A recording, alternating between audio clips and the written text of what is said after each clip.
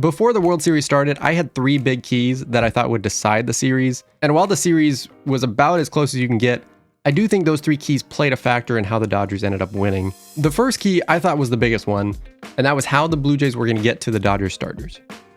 Because we had just seen in the series before, the Dodgers starters dominated the Brewers, they pitched a majority of the innings. Could the Blue Jays not even necessarily get a ton of runs off the starters? Could they just force the Dodgers to get to the bullpen? They still did better than the Brewers, but the Dodgers starters, to me, controlled the series enough that put them over the top. Of the 73 innings we saw in this World Series, Dodgers starters ended up pitching 64%.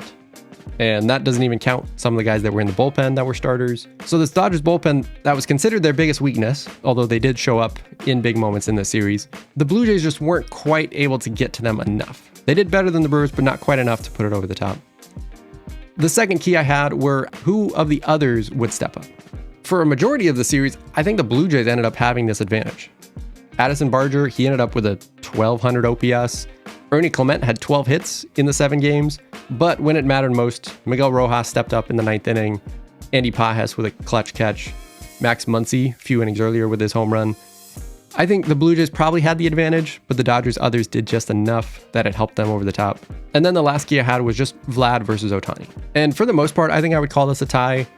Ohtani obviously had his great 18-inning game, ended the series with a 1278 OPS. His pitching wasn't as big of a factor though. His ERA ended up over 7. And Vlad to me was almost just as good as Ohtani, the hitter. It was such a close series.